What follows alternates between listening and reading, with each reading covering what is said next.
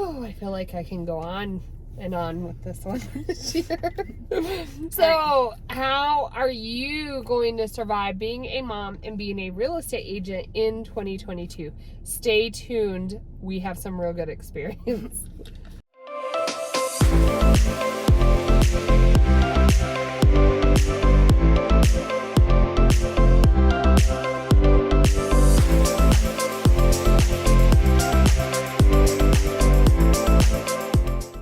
Hey everyone, Laurie and Kalene with the Finest Agents. If it's your first time to our channel, make sure to hit the subscribe button or the bell as we go over a ton of ways to market-proof your real estate business in 2022.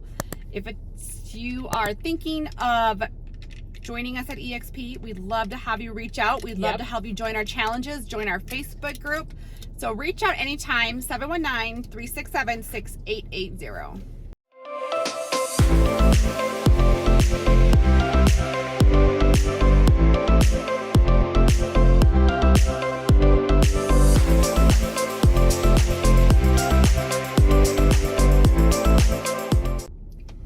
All right, so your mom in real estate in 2022, and we thought we'd bring in more of our Chick-fil-A for you guys today, because this is what we have to do. Our kids are at school. Actually, Molly's homesick today. We're being bad moms. And we're being bad moms, and we're eating Chick-fil-A and drinking Diet Coke. Although I told myself I was going to have a salad today, but it's been one of those weeks. We thought we'd have like a normal, Friday. calm week. Oh, And our week was so crazy, which is good. I mean, we have a client, we have closings. Let's preface it with that. Like, we are not grasping at like the stress of, oh my gosh, we need to find clients, like blah, blah, blah. Believe me, we have some things in real estate. Like, we have a listing sitting there that we're trying to figure out what we need to do next. We have a team that's growing. We just took on a new office space. We're dealing with some marketing issues and trying to navigate that the best we can. All of those on top of multiple clients. Just yesterday, we got 3 under contract. And so it's just been crazy. But I feel so blessed that we have market proofed our real estate business. Right. You know, there's a couple people that I know that are in the business and that they aren't having those same issues. You know, I do think in real estate, you're always going to have ups and downs, and you know what? You're going to have to figure out how to navigate it if you're in it for the long haul. And so, I'm just going to keep talking so I can keep eating my Chick-fil-A. I know, I'm getting jealous. But being in real estate and being a mom, it's like a whole nother layer to, you know, all of the other real estate stuff. And at the end of the day, like, I'm just going to give you my priority chain, I guess. So it's God and family, and then you got to take care of that real estate business, because that's what pays the bills and leverages our time and our money to be able to support all those things that happen.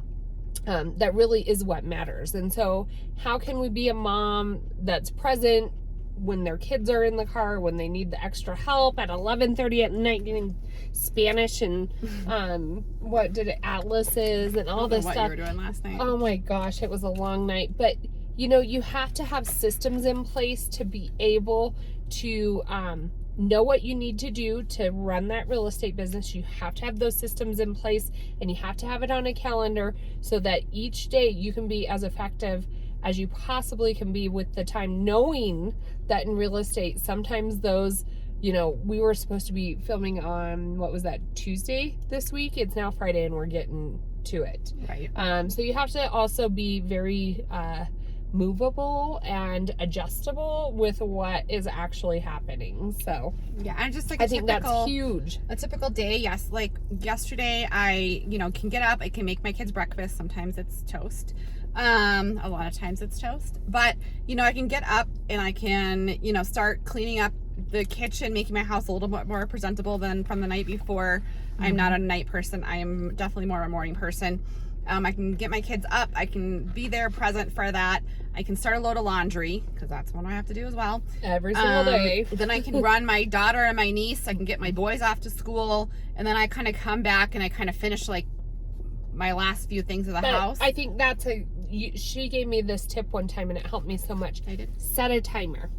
So here's where I think sometimes it goes wrong. Like, you go back to the house, you're like, okay, I just gotta do this handful of things and then I'll get to my business.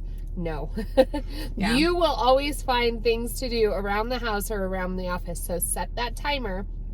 Give yourself 15 minutes or a half hour to wrap up those things so you can move on and go to your work day. Right. And a blessing is that we don't have to like go, there's no set schedule, right? I like that piece of it. I don't like going to an office. That's what I love about real estate. However, the con is that, like what Kalene noted, you have to put in those hours to work. Like when I'm talking to agents and they're like, oh, I'm not getting the business. I'm like, which I get, that it is a hard business. You got to learn to market yourself. However, I'm like, well, how many hours are you actually working in real estate? Like you go home and you're like, I'm not getting any clients, but you are at home doing gardening, doing laundry, cleaning, decorating, shopping. I don't know, whatever you're doing, going to your kids' sporting events, you know, making dinners, like doing those things we have to do to be good moms and good humans and good wives and parents and whatever. Good humans, but that's not going to pay the bills. Right. You have to run your real estate business as a full-time job if you want a full-time income. Like if you want to close a transaction or two every couple months, then you can, maybe work 20 hours a week. But if you want to actually make a salary off of this, something you can live on, something that's your business is growing, something that can support your family, you need to put in the 40 hours a week plus in it, but you can do it at different times. So I bring my kids in, I go back home, but then like last night I brought my daughter and a friend. I was carpooling. I brought them to practice. I ran back down, showed 3 houses, came back home, pulled a CMA while I was talking to my husband, and so then I'm kind of always juggling all those different things, but I did take another half an hour in the morning and got my house together because I knew I would be gone at night.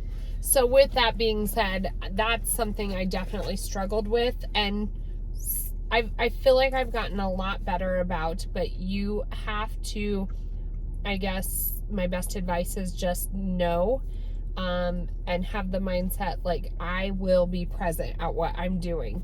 So if I'm with a client, I don't want them to think that I have other stuff going on, that I have way better things. Don't get me wrong, if I have my kids and they've called me 2 times and I'm getting texts, I'm gonna say, excuse me, I need to answer this, it's my kid.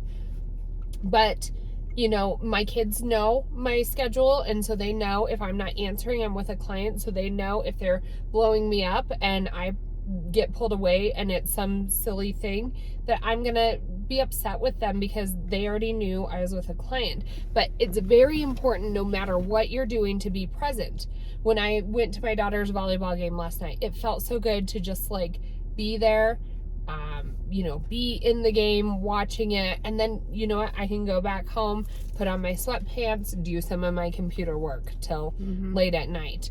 We do have the ability in our business to be able to juggle that stuff, but you need to make sure that you're getting your work done if you want it to pay the bills. It is hard that other people think that you just don't really have like a full real business. Like, oh yeah, you would just stay home, or can you do this at 3, or like they just assume you can do it. Can you run over to my house and let the maybe I can do it, but I do work. In. Like it's just kind of a frustrating thing to me. I'm like, geez, okay, I get it.